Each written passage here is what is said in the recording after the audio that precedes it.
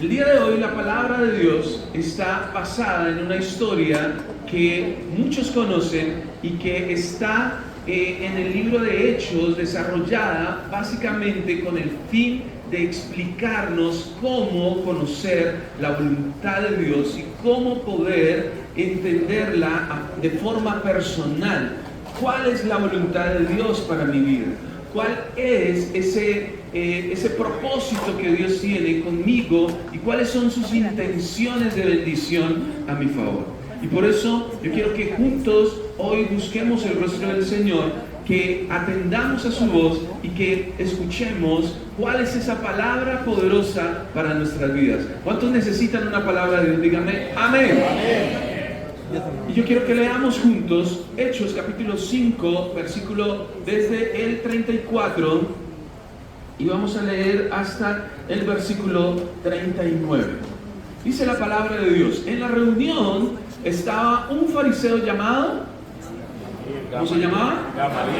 Gamaliel, maestro de la ley, respetado por todo el pueblo. Él se puso de pie y pidió que sacaran a los apóstoles de la reunión, diciendo: israelitas, tengan cuidado con lo que les van a hacer a estos hombres. Recuerden lo que pasó con Teudas. Él decía que era un hombre muy importante y reunió como 400 hombres. Sin embargo, a él lo mataron. Todos los que lo seguían se dispersaron y no pasó nada. Después, un tal Judas vino de Galilea en la época del censo y él también reunió un buen número de seguidores. Con él sucedió lo mismo. Lo mataron y sus seguidores se dispersaron.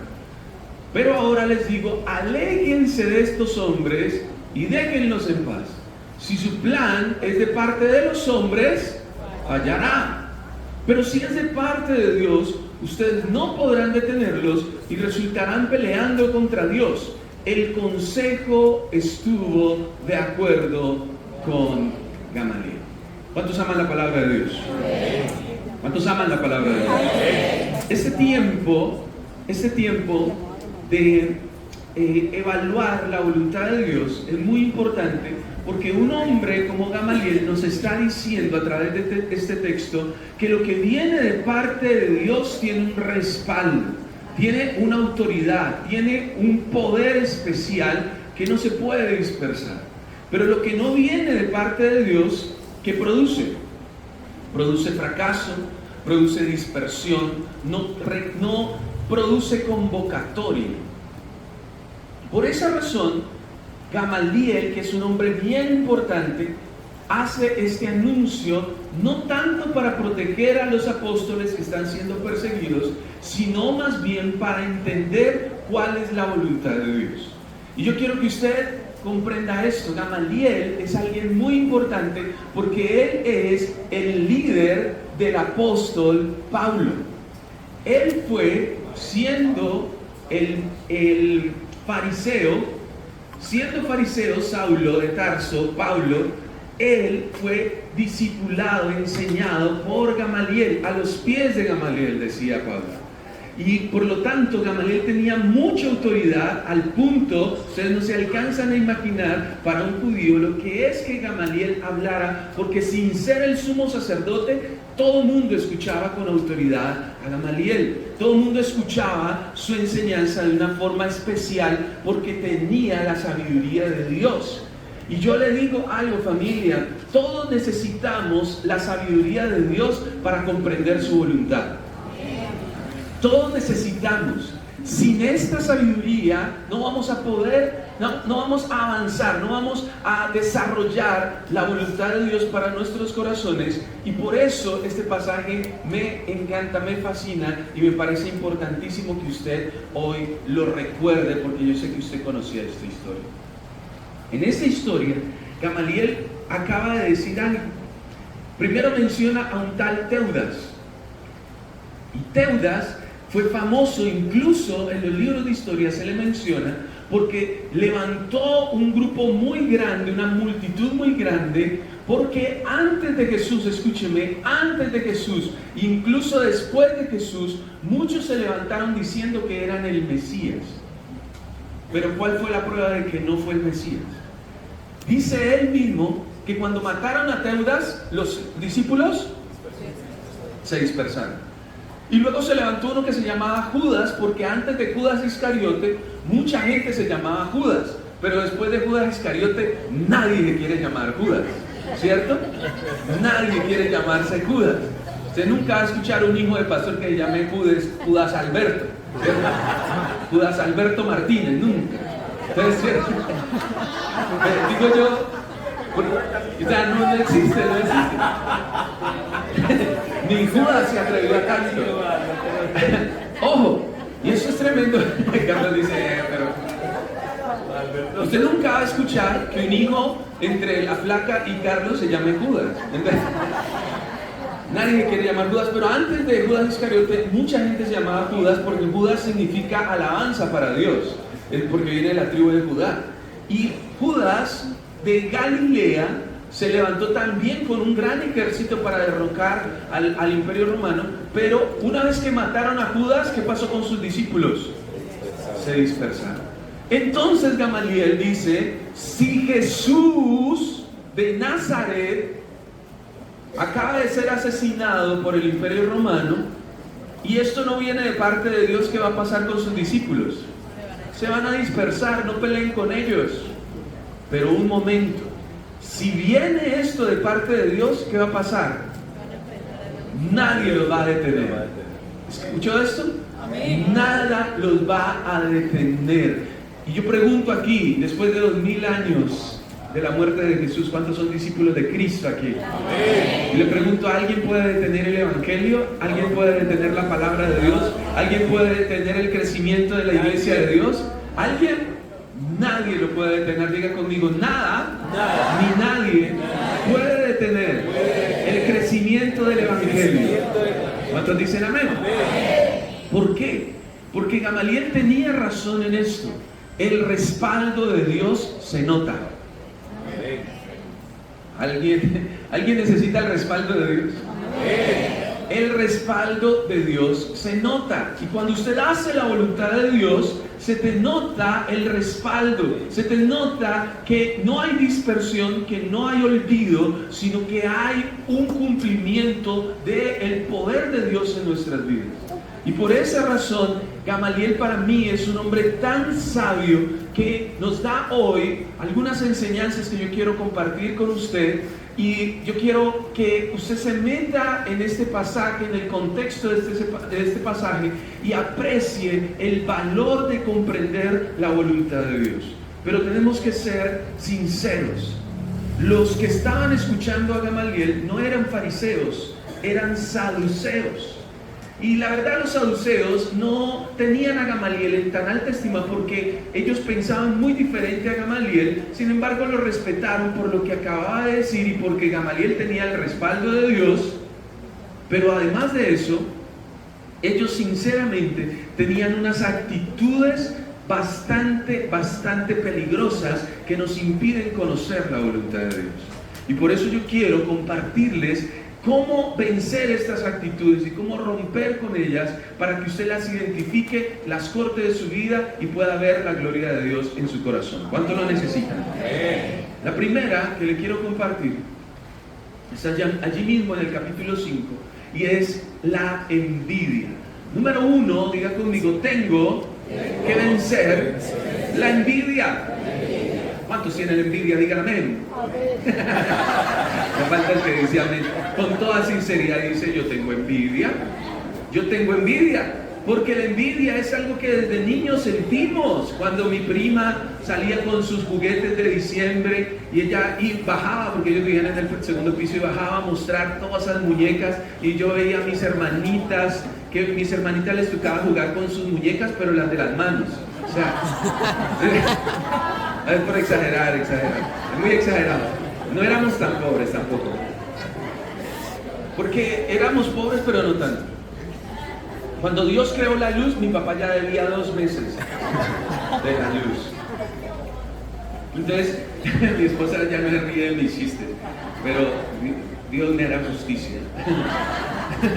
Entonces, evidentemente, mis hermanitas sentían dolor de no tener lo que la otra tenía, la prima. Siempre alguien tiene un primo rico, ¿no? Siempre hay un primo que tiene el PlayStation que uno no tiene, que tiene las zapatillas que uno nunca tuvo, que tiene un familiar en Estados Unidos que le envía cosas y a uno no le llega nada ni de ningún lado. De ningún lado, ni por equivocación le llega a uno algo. Ojo, ese sentimiento de envidia lo sintieron los que estaban en contra de los seguidores de Jesús. Léalo conmigo en el capítulo 5, versículo 16 al 21. Mucha gente de los pueblos cercanos a Jerusalén traían a sus enfermos y a los atormentados por espíritus malignos, y todos eran sanados por los discípulos de Jesús en el templo. Y el sumo sacerdote, o sea, el duro de los duros, el más de los más, y todo su grupo de amigos de los saduceos se llenaron ¿de qué? ¿De qué se llenaron? De envidia. Así que arrestaron a los apóstoles, o sea, por pura envidia, imagínense. Así como Caín mató a Abel por envidia, estos dijeron, vamos a arrestarlos por acá. Y los metieron en la cárcel, pero en la noche un ángel del Señor abrió las puertas de la cárcel y los dejó salir. El ángel dijo, vayan muchachos, vayan al área del templo y cuéntenle a la gente todo el mensaje de la nueva vida. Una vez oído esto, los apóstoles fueron muy temprano al área del templo. Los apóstoles eran arriesgados, hermano, acaban de sacarlos de la cárcel y aún así empezaron a enseñar. El sumo sacerdote, el envidioso, este hombre y sus amigos llegaron y llamaron a los ancianos líderes de Israel para llevar a cabo una reunión del consejo. Después mandaron traer de la cárcel a los apóstoles, pero ellos no sabían que ya el ángel los había sacado. ¿Qué tengo que vencer? La envidia. ¿Qué es lo primero que tengo que vencer para conocer la voluntad de Dios? La envidia. La envidia. Yo le voy a decir algo, familia. Muchas veces Dios tiene grandes cosas para nosotros, pero por estar poniendo la mirada en lo que los demás tienen, en lo que los demás hacen, en lo que los demás se ganan, en lo que Dios hace con otros, en lo que los impíos hacen, nos perdemos de la voluntad de Dios. Dejamos de disfrutar lo lindo que es vivir para Dios y empezamos a anhelar cosas que realmente no edifican, pero solo por pura envidia. Y así como les daba el ejemplo de cuando éramos pequeños nosotros y sentíamos dolor por no tener lo que los demás tenían, pues asimismo la envidia está muy arraigada en nuestra carencia, en nuestra falta de estima, en el valor que a veces no tenemos porque no hemos estado en comunión con Dios. Cuando usted tiene comunión con Dios, lo que usted no tiene, Dios se lo provee. Dios te cuida, Dios te bendice, Dios te guarda, Dios te permite crecer a tu ritmo. Pero muchas veces estamos pendientes de los demás, de lo que a los demás les va bien, de lo que los demás tienen. Y aquí empieza algo muy extraño, y es que las bendiciones que Dios tiene para tu vida a veces pasan desapercibidas porque Dios siempre te bendice, solo que a veces usted no quiere esa bendición sino la del otro. A veces no quiere la bendición que Dios te da sino la que le está llegando al otro. Y eso es bastante extraño porque pierdes de vista todo el propósito de Dios. Usted acaba de ver cómo los discípulos de Jesús están que están enfermos. Ore y ore por los que están necesitados y Dios haga y haga milagros, haga y haga milagros. Y está el sumo sacerdote, que es un hombre muy poderoso económicamente, socialmente, políticamente, incluso, hay que decirlo, espiritualmente, porque el sacerdocio lo instituyó Dios en el Antiguo Testamento. Y él se compara con los discípulos de Jesús, que no tienen el poder que él tiene, que no tienen la influencia que él tiene, y aún así él se compara con ellos porque se siente amenazado. ¿Cómo se siente? Amenazado. Amenazado. Y yo le digo algo, familia linda, de parte del Señor, la autoridad que Dios te ha dado, nadie te la puede quitar. Amén. La vestidura de colores que Dios ha hecho para ti, aunque te la arrebataran, aún así no te pueden quitar el propósito y la bendición de Dios sobre tu vida. Las cosas que Dios ha preparado para ti son más grandes, son más importantes que lo que sea que los demás tengan. ¿Por qué? Porque Dios las ha destinado para que tú las disfrutes. Pero ¿qué pasa? Este hombre inmediatamente toma a los discípulos de Jesús y los mete a la cárcel, ¿sí?, con la peor intención del mundo, junto con sus amigos. Y me gusta que esta versión dice junto con sus amigos, los envidiosos. Como que los envidiosos se unen, se buscan entre ellos, se atraen. Usted no sé si conoce a un grupo de envidiosos, ¿sí?, que no es uno solo, sino que se une con otro, porque empieza a ministrar al otro y decir, mira a la otra, ¿qué se creerá ella? Ella dice, no, tengo las pestañas más grandes que las demás. Ay, no, pues, tan creída. Y entonces se une con la otra, porque la otra persona le dice, sí, verdad, sí me cae más mal. Y ni la conocen, pero ya se unieron entre envidiosos a hablar mal del otro, o de la otra. Y sobre todo las conversaciones de envidiosos tienen algo muy particular, y es que todo lo exageran, ¿sí? Todo lo exageran. Si la otra persona tiene un defecto físico, y al mismo lo exageran. Uy, pero mírala, bien narizona que es. En vez de gastar todo eso que ha gastado en Botox, se hubiera operado la nariz, porque es re narizona.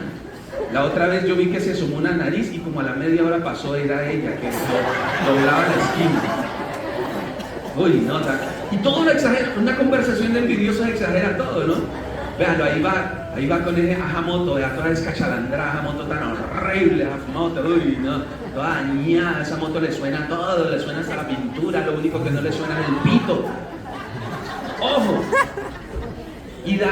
Y somos, a veces somos responsables en esa caricatura que hacemos, de botar ese veneno. ¿Pero por qué? Porque no hemos vencido la envidia. Y vuelvo y tomo el ejemplo de Gamaliel, porque Gamaliel no se sintió amenazado. Gamaliel no era el sumo sacerdote, pero él era un maestro de la ley de Dios, de la palabra de Dios. Y él dijo simplemente, si esto es de Dios, ¿para qué peleamos con ellos? Y si esto no es de Dios, déjenlos que ellos solitos van a quedar en vergüenza. No se sintió amenazado. Por eso, familia, usted está en una iglesia, en una denominación, en un lugar en donde usted puede crecer todo su ministerio, todo lo que usted quiera, y nadie lo va a coartar, nadie lo va a querer destruir, a cortarle las alas, nada. Estamos en un ministerio lindo, donde si usted tiene un don, un ministerio, usted va a crecer, usted va a florecer. Nadie le va a hacer zancadilla, nadie le va a querer dañar su ministerio. ¿Cuántos dicen amén? Amén. Hubo unos que no dijeron amén, y significa que todavía hay envidia.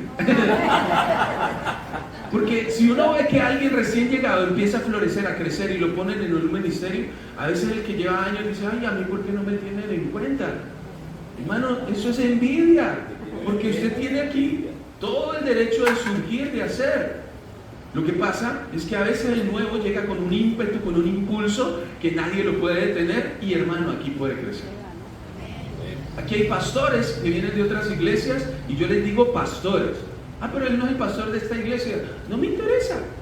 Hay pastores que le prohíben a la gente, no le diga a esa señora pastora, no le diga pastora, ella no es pastora. Ella fue pastora, pero acá no es pastora. Ella, si mucho, será pastusa, pero pastora no es. No le diga pastora. No le diga pastor a ese señor, que él ya no es pastor. Él fue pastor, pero él... Y a mí qué me importa si fue o si es. Si él se presenta ante mí como pastor, yo le digo pastor. ¿Eso qué me quita a mí? ¿Aló? Eso no me quita a mí nada. Así como hay gente que para rebajarlo a uno, a veces no le dice pastor, sino hola Alejandro. Y se ríen así. Le dije Alejandro, no le dije pastor, vamos a ver qué hace. Hola Alejandro, ¿cómo estás? Y yo, bien, normal, yo me llamo Alejandro, así me puso mi mamá. No me tiene que decir ni señor, ni don Alejandro, ni pastor Alejandro, ni reverendo, ni presbítero, nada de eso, ¿no? Alejandro. En el libro de la vida dice Alejandro. Eso es lo que dice Alejandro Álvarez Tavera, hijo de Dios, adorador. Punto. ¿Aló? No dice, allá está su nombre. ¿Cuántos tienen el nombre escrito en el libro de la vida? Allá no están nuestros títulos. Allí no están que yo estudié ingeniería y me tienen que decir ingeniero. En el cielo se le van a reír de su ingeniería. Si se le ríen en la tierra. No, mentiras. No, mentiras. No, los ingenieros son muy importantes. Ojo. Todos nosotros necesitamos romper con la envidia. No sentirnos amenazados porque alguien esté surgiendo. Y por eso honramos a las personas que tienen un ministerio. Evidentemente, escúcheme, cada persona tiene un potencial enorme y a veces usted no se da cuenta que usted no ha surgido no porque alguien esté superándolo, porque alguien esté aplastando tu ministerio o tus sueños o tus metas, sino porque usted, por sentir envidia, dejó de lado hacer la voluntad de Dios. Caín mató a su hermano Abel por envidia. Y Dios tenía tanta bendición para Caín como para Abel. Pero Caín no lo pudo entender. Y quedó como símbolo de una persona que corta la bendición de Dios. Oiga, yo le digo algo en el nombre de Jesús. Si usted hoy vence la envidia, toda la bendición de Dios vendrá sobre tu vida. Si usted deja de compararse, si usted deja de pensar que es menos que el otro y de sentirse amenazado que el otro, que la otra, toda la bendición de Dios vendrá sobre tu vida. Mire lo que dice el Salmo 37:1 hasta el 5. No permitas que los perversos te inquieten, iglesia, ni sientas envidia de los que hacen maldades, porque son como hierba que pronto se marchitará y morirá. Confía en el Señor y haz el bien, y así podrás vivir feliz y disfrutar de las maravillas que Dios tiene guardadas para ti. Disfruta, iglesia, sirviendo a quién, y Él te dará lo que necesites. Le regalo este versículo a alguien que está necesitando hoy la bendición de Dios. Hermano, disfrute haciendo la voluntad de Dios y Él te dará todo lo que necesites en el nombre de Jesús. Él suplirá todas tus necesidades. Él te bendecirá en todo lo que emprendas. Créalo en el nombre de Jesús. ¿Cuántos confían en el Señor? Confía al Señor tu vida, confía y Él hará lo correcto. Dejémoslo hasta ahí. Esta parte es muy interesante porque una vez que vencemos la envidia, empezamos a dilucidar el plan de Dios para nosotros. Pero hay otra cosa que tenemos que dejar de lado para comprender cuál es la voluntad de Dios. Y es superar la confusión. ¿Superar qué? La confusión. Mire lo que dice Hechos capítulo 5 versículo 22. Pero cuando los guardias llegaron a la cárcel, no encontraron a los apóstoles. Entonces regresaron e informaron lo que había pasado. Encontramos la cárcel bien asegurada y los guardias a la entrada. Pero cuando entramos, la cárcel estaba vacía. Al oír esto, el capitán de los guardias del templo y los jefes de los sacerdotes, ¿cómo quedaron? Quedaron, ¿y qué? ¿Y eso cómo así? Y se preguntaban en qué terminaría todo esto. Entonces alguien vino y les dijo: los hombres que ustedes metieron en la cárcel están en el área del templo enseñando a la gente. Así que el capitán y sus hombres fueron y se los llevaron de vuelta. Los soldados no usaron la fuerza porque temían morir a pedradas por el pueblo. Muy bien. ¿Qué es lo segundo que tenemos que superar? ¿Qué es lo primero? Vencer la envidia. Pero lo segundo, tenemos que superar la confusión. ¿Por qué estaban confundidos? Porque Dios acababa de hacer un milagro enfrente de ellos. Estoy seguro que los soldados que tomaron a estos hombres y los encarcelaron, los pusieron bajo llave, porque estas cárceles eran bajo tierra, eran cuevas, eran mazmorras. No mazamorra, ¿no? No estoy pensando en comida. Mazmorras.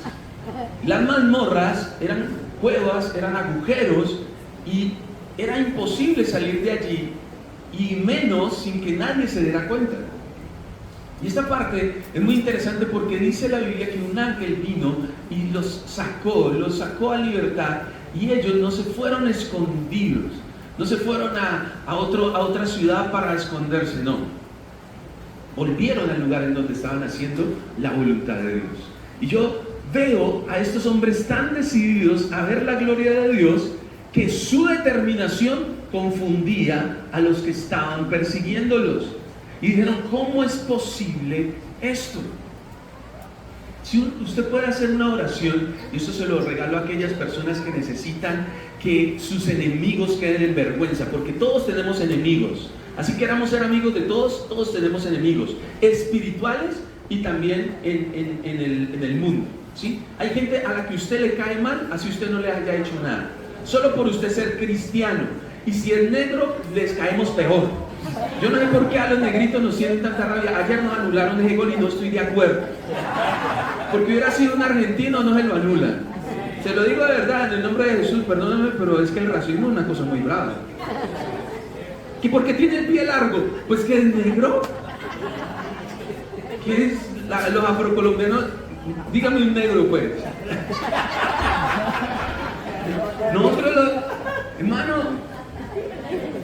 yo no sé por qué. Y la gente, hermanos, así usted no haya hecho nada. Me acuerdo mucho en Cali, en un bus, ¿cómo se llama el mío? El transporte público masivo se llama el mío, ¿no? Entonces, recién empezaba el bus del mío, entonces eso estaba llenísimo. Y entonces alguien pasó y me empujó, y pasó y se iba a bajar, ¿no? Me empujó, entonces uno, pero la gente, y me gritó una grosería, negro, no sé qué, y se bajó, corriendo obviamente, porque sabe que yo corro también. Entonces, y yo dije, uy, tremendo, o sea, en Cali, en esa época, era muy raro ver racismo, la verdad, era la primera vez que yo sentía un ataque de eso, ¿no? Yo no me sentí mal, porque para mí, mi raza es motivo de orgullo, ¿no? Es motivo de alegría, de fiesta, o sea, no sé, nunca me sentí avergonzado por mi raza. Pero luego me volví a encontrar al personaje, porque era la misma ruta, ¿no? Entonces, yo creo que él no me reconoció, pues no sé por qué no me reconoció, pero luego me saludó amable y dijo buenos días y se sentó cerca y todo, ¿eh? O se arrepintió, o ese día tenía un espíritu de racismo, ¿sí? Algo raro pasó y dije, bueno, bendito Dios, en Cali no está pasando esto del racismo. Estaba confundido quizá. Y yo le digo algo, familia, la confusión, y es la oración que yo quiero que usted aprenda a hacer, la confusión es un arma que Dios utiliza en contra de nuestros enemigos. ¿Se lo repito? Que David dice esto varias veces en los salmos: Señor, que las trampas que mis enemigos han puesto para mis pies, ellos caigan en ellos mismos, en sus propias trampas. Es decir, confúndelos. Y eso es algo que usted puede hacer. Si usted identifica a un enemigo, haga una oración y dígale: Señor, confúndelo, que entre más mal me quiera hacer, más termine bendiciéndome, como este señor que primero me trató mal y luego me saludó normal. Y así pasó en el Antiguo Testamento. Contratan a un profeta pago para maldecir a Israel y lo termina bendiciendo 7 veces. Entre más te quieran destruir, más te van a terminar bendiciendo, porque tus enemigos serán confundidos. ¿Cuántos dicen amén? Pero entonces le digo, mi hermano, si la confusión es un arma espiritual en contra de nuestros enemigos, ¿qué haces tú confundido? ¿Qué hacemos nosotros confundidos? Hermano, ¿qué vas a hacer? Ay, no sé. Ayúdenme a orar. ¿Pero qué quieres hacer? no lo que Dios quiera. No, hermano, la voluntad de Dios exige determinación. Si yo tengo claro que yo quiero, por ejemplo, ser feliz, ¿cuántos quieren ser felices? Si yo digo, hermano, esa es mi determinación, yo quiero ser feliz porque Dios me creó para vivir bien, para estar en bendición. Esa es mi determinación. Yo no puedo estar confundido en eso. Yo no puedo estar confundido en lo que creo. ¿Cuántos creen en Dios Todopoderoso, Creador del cielo, de la tierra, del mar, del universo? Usted no puede estar confundido en eso. ¿Será que Dios sí existe? Ay, es que yo tuve un sueño donde reencarnaba en un gato. Y yo sentía como que era un gato y hacía popó en una caja de arena. Y fue que te hiciste popó en la cama. Levántate y no te confundas más, tú no eres un gato. Como decía un abuelito, yo hago chichi todos los días a las 7 de la mañana, pero me levanto de la cama a las 8.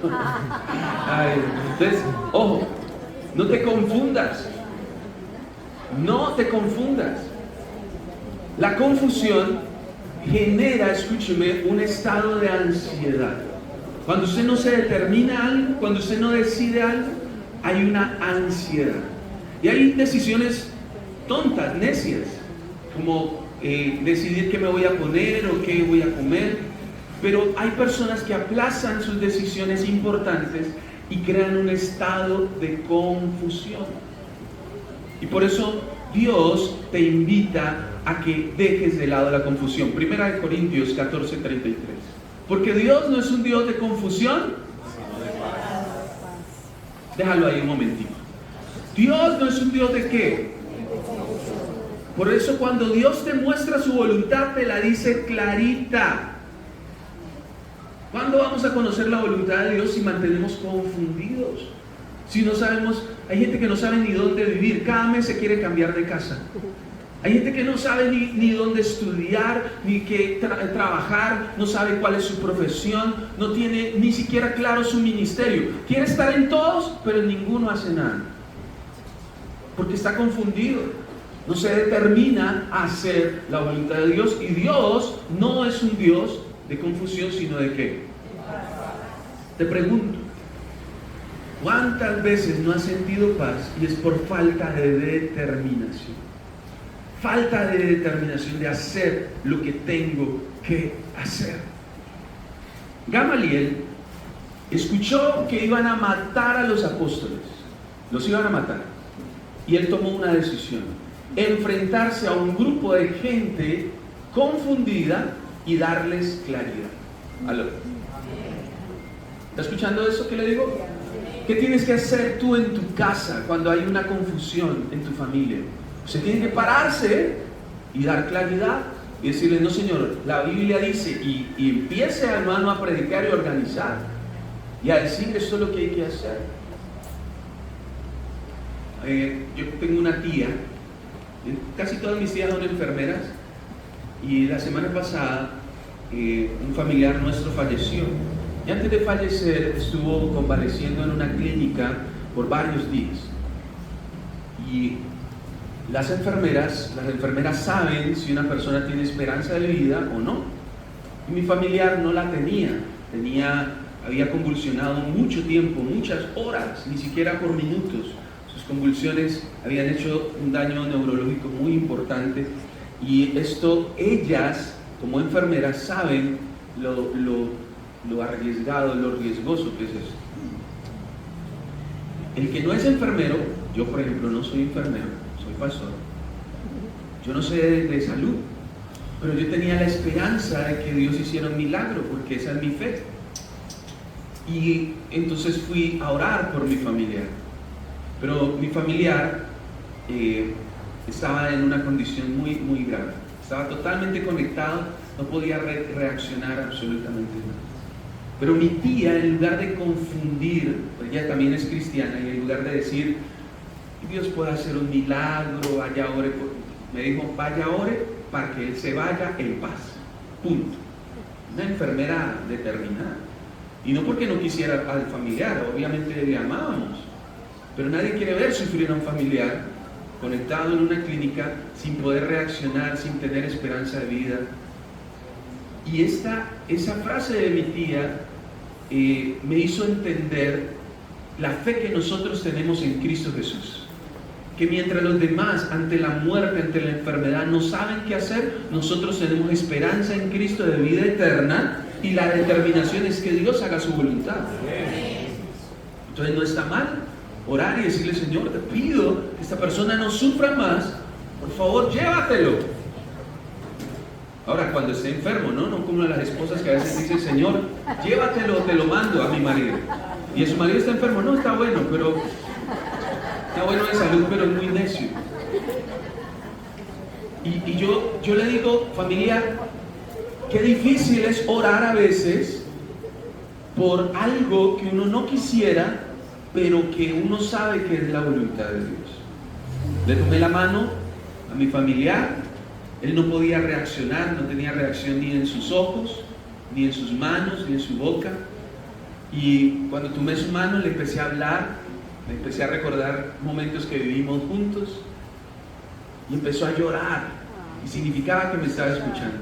Cuando supe que me estaba escuchando, oré por él, le perdoné, porque él quizá tenía algo que perdonar, pero también le pedí perdón porque quizá tenía algo que perdonar.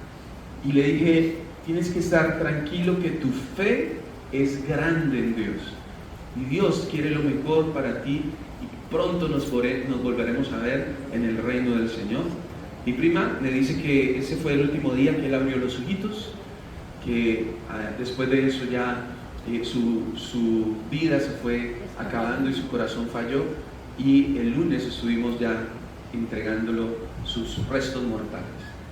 Pero no hubo confusión, hubo claridad, hubo paz. Aún en medio de la tormenta podemos sentir paz. Aún en medio de la dificultad podemos tener paz, porque el dolor no apaga el poder de Dios. El dolor que usted pueda sentir no apaga que Dios tiene poder y autoridad, y Él no es un Dios de confusión. Diga conmigo: Dios no es Dios de confusión. Yo tengo claridad en mi mente y en mi corazón. ¿Cuántos sienten paz? Número 3. La tercera cosa que nosotros tenemos que dejar de lado para poder comprender la voluntad de Dios es, además de superar la confusión, derrotar la culpa. Miren lo que los apóstoles que acaban de salir de la cárcel pero los vuelven a arrestar, le dicen a los saduceos. Hechos 5, 27 al 31. Los soldados llevaron a los apóstoles ante el consejo, y el sumo sacerdote les dijo: les advertimos que dejaran de enseñar sobre ese hombre, pero claro, siguen en las mismas. Me gusta esta versión porque es como muy caleña, ¿no? Siguen en la misma, y han llenado a Jerusalén de sus enseñanzas.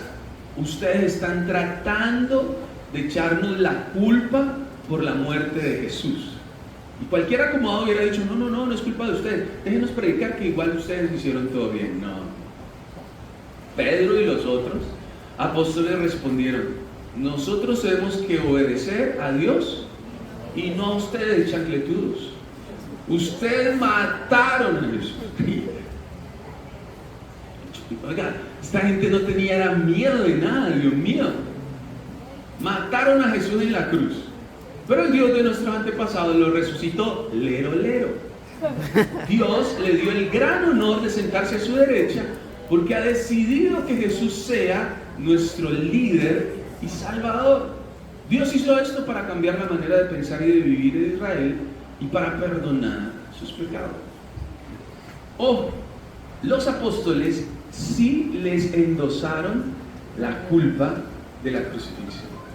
Y esto es importantísimo, porque además de estar sintiendo envidia y sintiendo confusión ante lo que estaba pasando, se sentían también señalados, culpables, porque lo que habían hecho estaba muy mal.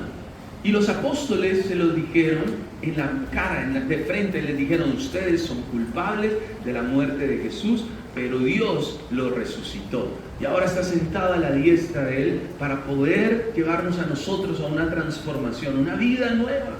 Y lo que los apóstoles hicieron fue predicarle a esa partida de envidiosos, de los confundidos, pero también de los culpables. Lo tercero que yo debo derrotar en mi vida para conocer la voluntad de Dios es la culpa. Ojo, la culpa no se puede quitar de ninguna forma si no es pidiendo perdón delante del Padre, confesando nuestros pecados, confesando lo que hemos hecho mal. No sé si alguien aquí alguna vez tuvo la experiencia de acomodar o una impresora o una fotocopiadora. Cuando se dañaba el tóner es donde está la tinta y eso es como un polvillo. Y no sé si alguien tuvo la experiencia de untarse de ese polvillo en las manos. Y eso es una cosa terrible porque usted no se puede quitar eso porque si se limpia, ensucia todo. Si eso se riega, eso es una locura, eso es una cosa extrañísima. Y si usted rasca, queda untado. Si usted hace así, queda con bigote. Es una cosa terrible. La culpa es así. Entre más usted se trata de quitar la culpa a usted mismo, más se va a untar. Entre más usted mismo trata de dejar de lado lo que está haciendo mal, usted solo no puede dejarlo de hacer. Tienes que confesar a Dios y Dios te quita la culpa por la sangre del Cordero. Porque alguien tiene que pagar, porque alguien tiene que morir y ya murió en la cruz por nosotros. Por lo tanto, tenemos que dejar que el Señor se lleve nuestra culpa. Pero ¿qué pasa? Yo veo muchos creyentes, muchos cristianos viviendo con muchas culpas. Uno le pregunta a las personas, ¿cómo estás? ¿Por qué no estás sirviendo al Señor? Es que yo no lo merezco. Yo no merezco ya servir al Señor, ya mi tiempo pasó. No, es que yo he hecho cosas muy malas, pastor. Aquí donde usted me ve, yo soy malo. Usted me ve aquí, pero usted no sabe las maldades que yo hice.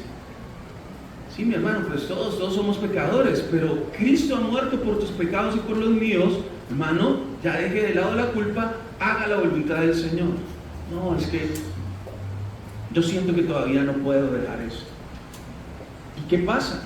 Se pierden de hacer de su vida un deleite para la gloria de Dios y terminan victimizándose simplemente porque cometieron algún error, porque cometieron algún pecado.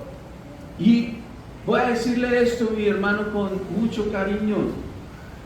A ver, las personas que les gusta el cariño, les voy a preguntar esto: ¿quién merece aquí la gracia del Señor? Le voy a preguntar aquí, ¿quién es merecedor de la misericordia del Señor? ¿Alguien? No, ninguno. Nadie es merecedor, porque por eso se llama gracia. Somos pecadores redimidos por la sangre del Cordero. ¿Alguien está entendiendo eso o no? ¿Quién es merecedor de estar acá al frente cantando, ministrando o haciendo algo para Dios? Nadie, ninguno. Pero entre nosotros, la culpa que tenemos, empezamos a verla en todo el mundo. Porque el ladrón juzga, cante que no la vi. El ladrón juzga por su condición. Entonces, vemos cualquier cosa que alguien esté haciendo y la empezamos a juzgar mal. Y yo he aprendido algo siendo pastor. Esto la verdad no lo tenía antes de ser pastor y lo he entendido ahora, y es que Dios me permite ver lo mejor de las personas. Porque mi mamá y la mamá de Marcelo, la mamá de él y mi mamá, que es la misma mamá, nuestra mamá nos enseñó a desconfiar, a sospechar, a no creer. Ella me dice siempre, le creo la mitad y eso. Entonces yo crecí desde niño sospechando de todo y yo tenía todo el tiempo intrigas. ¿Qué es una intriga? Es una novela en la cabeza de uno. Entonces si yo veía algo, yo decía, esto está raro. Y así no era nada raro, pero yo sospechaba. Me acuerdo mucho en una empresa que me explicaban cómo ellos hacían su negocio y yo los miré y les dije, no, eso está muy raro. Y ellos me dicen, ¿por qué raro? Pues porque muy raro, ustedes tienen mucha plata. Y ellos me explicaban, no hay nada raro, es un negocio, funciona así, es legal y no hay nada raro. Pero yo les decía, no, perdónenme, lo que pasa es que a mí me enseñaron a sospechar. a todo el tiempo tener la suspicacia de que hay algún interés ulterior que está tratando de destruir mi vida. Pero eso no es así. Entonces, cuando empecé a ser pastor, yo empecé a sentir una cosa rara, y es que Dios me mostraba lo bueno de las personas para poder creer en ellas. Pero yo decía, en mi oración con Dios, yo decía, no, pero hay algo malo ahí. Y Dios me decía, pues claro, como hay algo malo en vos, cabezón. En todos hay algo malo, pero yo te puse es para que veas lo bueno, porque los que necesitan médico son los enfermos. Pero un médico nunca ve a alguien enfermo y le dice, uy, guácala, ese mocos tan horribles que este tiene. Uy, no, ya como tose horrible, uy, no, uy, guácala, uy, no. Y ya, uy, no, horrible que huele usted, uy, no. ¿Cuánto lleva sin bañarse? Es que tengo cáncer. Uy, no, pero huele horrible. El médico no hace eso. A mí me fascinan los médicos que llegan. Me tocó uno cuando estaba orando por familiar. El médico llegó y esperó a que yo estaba ahí orando y se quedó allí. Y entonces le dije, ¿me puede decir cómo está? Y me dice, claro que sí, pero venga, hablemos acá, que él escucha. Y me dijo, él se ha portado muy bien. Pues, ¿cómo no va a portar bien si no se puede mover? Pero es como la intención del médico de hacer como las cosas lindas y más llevaderas. Y dice, él se ha portado muy bien, él ha tratado de responder, pero la verdad es que ya la condición de él, Pero, hermano, qué médico tan lindo. Yo no lo conocía y quedamos de amiguis. Un médico espectacular. Hermano, una cosa tremenda. Y yo decía, los enfermos son los que necesitan médico, no solo para que los sanen, sino para que les quiten de encima un poco de cargas. Que si usted llega al médico, no le diga, médico, es que yo tengo diabetes. ¿Por qué me van a tener diabetes? Se me ante tragón, comelón, que come de todo, véalo, con sobrepeso, barrigón, inmundo, ¿cómo no va a estar enfermo? ¿Qué necesita? O sea, imagine un médico así. Pero en la iglesia sí somos así. Y vemos llegar a un pecador y en vez de abrazarlo y decirle, mi hermano, qué bueno que llegaste, véalo. ¡Ja! Así lo quería ver. Arrepentido de tanta inmundicia y cochinada, véalo ahí arrodillado delante de Dios. Llore el pecado, llore. Porque usted es un puerco asqueroso, inmundo. ¿Quién lo manda? Cochino. Y la gente sí utiliza la culpa para destruir en lugar de soltar la culpa. Diga conmigo, tengo que soltar la culpa para ver la gloria de Dios. Mira lo que dice Esdras capítulo 9 versículo 15. Señor Dios de Israel, tú eres bueno y justo, tú has dejado sobrevivir a algunos de nosotros, estamos delante de ti siendo culpables, dice Esdras. Esdras era un sacerdote, él no tuvo pecado en el sentido de que él no había hecho algo malo, pero él se incluye en el pueblo diciendo, somos pecadores, somos culpables, y por eso ninguno de nosotros es digno de estar frente de ti. Así que no nos creamos tan santos que porque llevamos tantos años en la iglesia, que porque nuestro hogar está bien, que porque tenemos un matrimonio bonito, que porque nuestros hijos son lindos y todo eso. No se crea estar digno. Su vida depende de la misericordia y la gracia de Dios, que es el que nos la presta para poder quitarle la culpa a los demás, para no ver a los demás como lo peor, sino como lo mejor.